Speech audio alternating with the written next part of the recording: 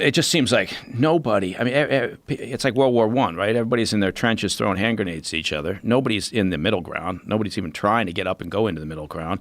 And so nobody's having those conversations, like you said, where they even make a lame attempt to try to understand what the other perspective might be. Yeah.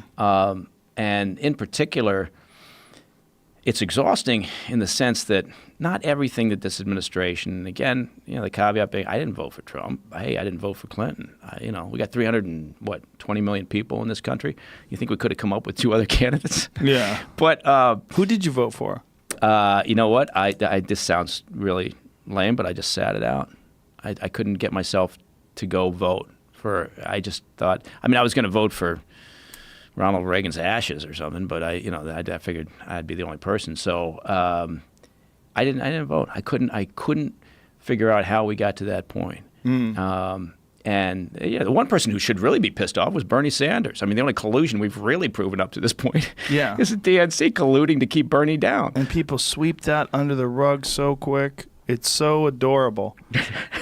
It's adorable how people just make it like that's not a big deal. Yeah. But the deleting of 30,000 emails, not a big deal. Not an issue. Collusion with the DNC to rig the primaries, not a big deal.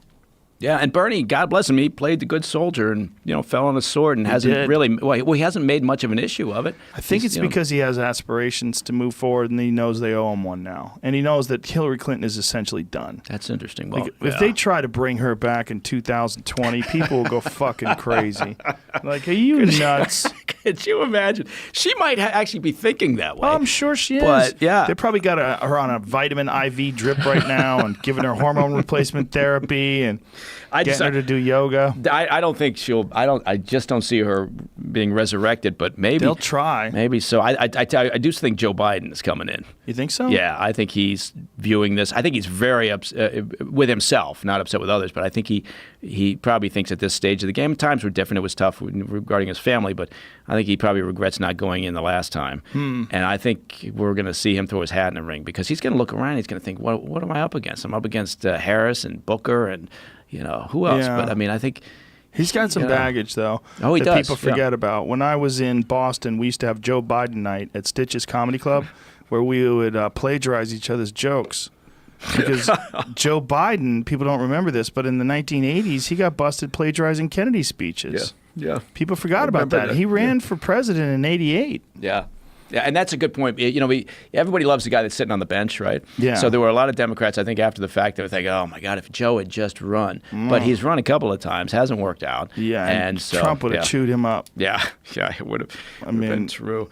So anyway, but what it's the politics of it all are fascinating. But did you see the crazy shit when Trump was saying he'd beat him up?